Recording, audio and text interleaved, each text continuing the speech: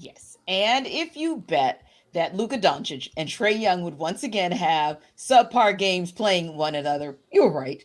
Because Yes. it's such interesting thing because it's like this marquee matchup, right? Yes. It's always going to Yes. be Doncic versus Young, Young versus Doncic. But if you look at the backstory of those two playing against each other, they both typically have mediocre games when they play one another, Yeah. and neither of them was really the story last night, save for Doncic maybe getting a foul and acting out, and it's like, see, Trae isn't That's the what he only does. whiner. Yeah. Yeah. That's what Yeah. he No does doubt. too. Yeah. But Trae hitting the free throws Have to win fairly the game. similar traits there. Exactly. So let's not get it twisted. But what I did love is the fact that DeJounte Murray did DeJounte Murray things again.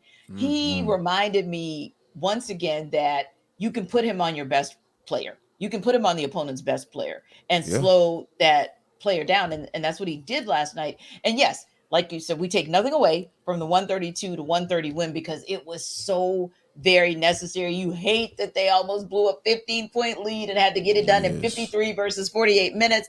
That should not have been the nail biter, but we all know somebody's gonna get hot from the three and they're gonna torch the Hawks late. And usually it's an L, so we'll happily take the dub.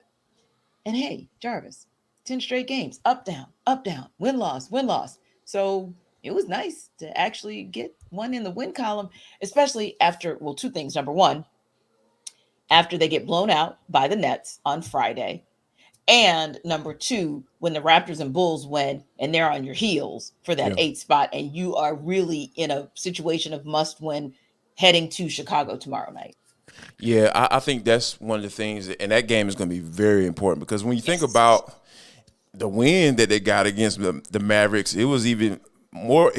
It was huger. I know that's not a word, but it because if they would have lost that game, they would have been in the 10th spot. Like, Yes. and we know what that 10th spot looks like and how Yeah. difficult it was for the Hawks to actually get into the playoffs.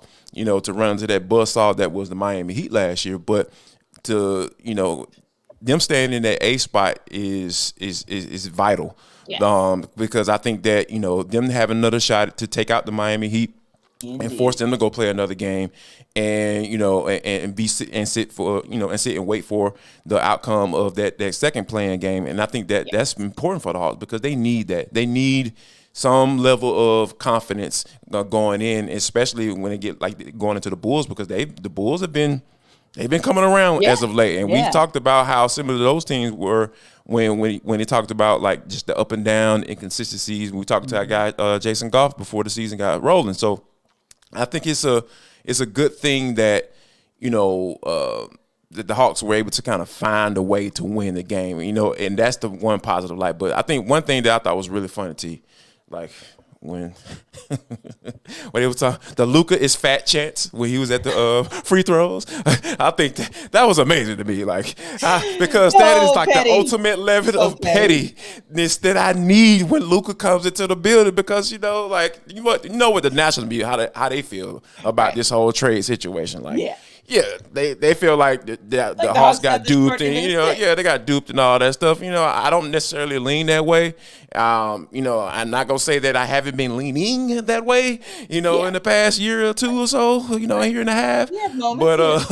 But Yeah. but like whether they got duped or not, I think that this is something that I feel like should be a heated rivalry. These Yes. guys Yeah. should step up their games to kind of play. And I think Trae, he played okay, but he shot terribly. Yeah. You Yeah. know what I'm saying?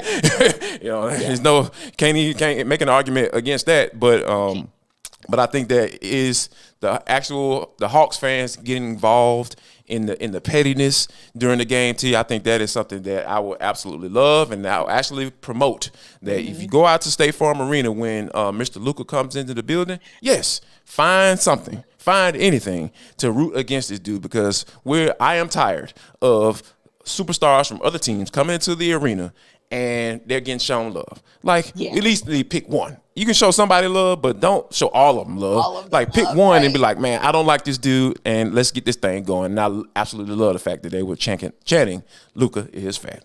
Yes. I love it. And I actually loved another player that I saw in the starting lineup because, of course, DeAndre Hunter's out. He's day to day, but Yeah, he's out. He was out for 2 straight games before the Hawks made that announcement. Sadiq Bey is then yes, inserted in the starting lineup. lineup, yeah, And we talked about this on the Hangout Friday. yes, We talked about where the shifts could be made. And one of the guys that Chuckery pointed out in the course of that conversation was Sadiq. And so, got a solid game from him. And also the bench mob, just got to give them their credit because you're talking 38 points, 14 rebounds, 3 blocks, a couple steals, contributing, yes, making sure that they are part of the important stat line at the important time. So, of course, we know the majority of that came from Onyeka Okongwu yes, and indeed. Bogdan Bogdanovic, but still, you need to get that type of productivity, and hopefully you get it on the road as well because you're going to need all of the bench to step up, and you're going to need the starters to step up. I imagine Sadiq Bey will still be in the starting lineup tomorrow As well, he because, should. yeah, I don't exactly. I do not Yes, expect DeAndre Hunter to miraculously come back from those injuries, but I will tell you, and this is a little bit off the beaten path, but when we started talking about this Friday on the Hangout, and we began to talk about who was kind of on the hot seat as a player, DeAndre Hunter, this was probably not a good time to have an injury. T. Like that's been something that I've been thinking about when you talk about the reconstruction of this roster, and we know that it's coming.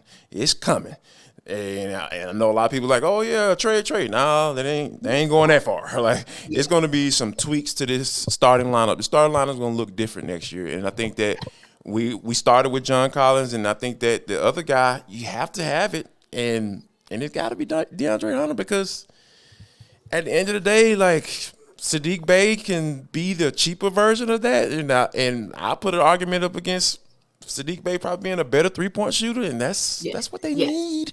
That's what yes, they need, and he's a willing defensive player. You know what I mean? yeah. So, and not saying he's the greatest, but he's But willing. he's willing. He's Yeah, that's willing. You know, huge. That's huge. that was a big closeout against Luka right there on the Yes, last play of the game. yes, So, I think that these are the conversations that we're going to start having, and I really like Dre. I know you like Dre, yes, but like at some point, it can't be what his capabilities are. yeah. Like What we have to have potential? No, production behind. yes, Potential is a word that's been used for this organization and for this lineup for well too long. Like yes, 2 years too long.